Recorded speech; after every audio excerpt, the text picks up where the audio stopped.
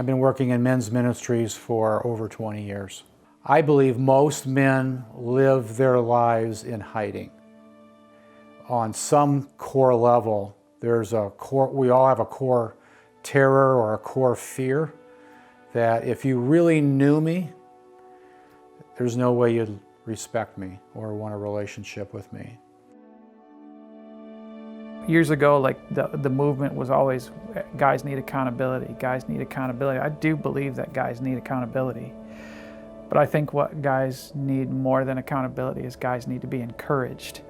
And there's no place better than a community of men for a guy to receive the encouragement that he needs to keep on going and to work through struggles and to make it through the desert.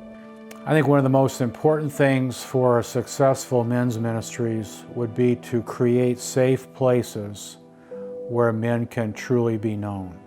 Obviously, it has to be founded on the truth of God's Word. We need the Bible. We need to understand the truth of what God's saying to us.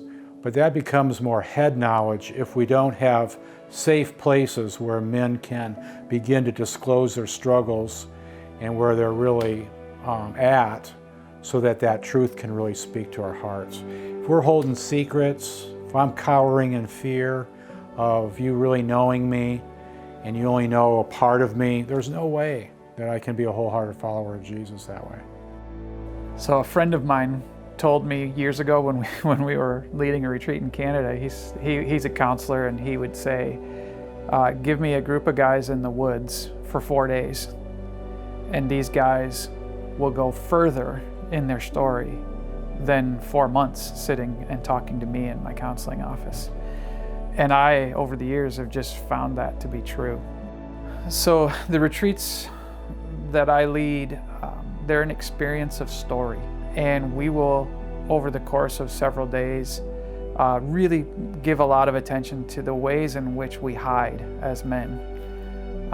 We all kind of wear a mask at times, whether it's the result of the absence of something we needed in our childhood, or maybe a place of wounding or trauma that we've experienced.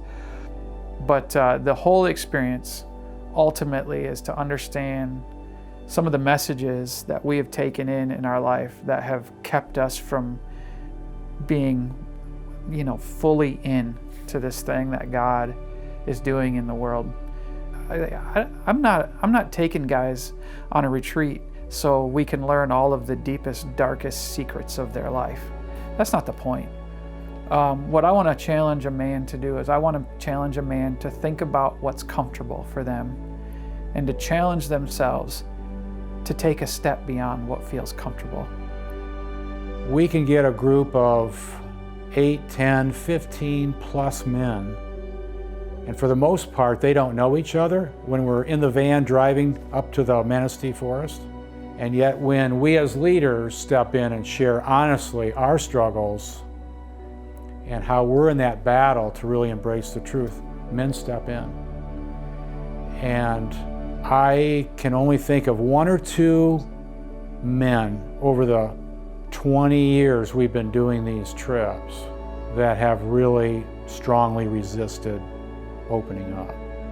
The bond that happens, the connection that happens when guys say, wow, you struggle with that, or you have struggled with that, I can open up. I can share with you where I'm at, and other guys chime in then, and it's been quite amazing. I think it's important for every guy to go on an experience like this, because by and large, men don't care for their own soul. And so if a guy can take advantage of a weekend experience like this, where he can discover some of the lies that he's believed about himself, where he can have a meaningful experience of community within a circle of men that are practicing just authenticity and openness with one another, I just think that's a win.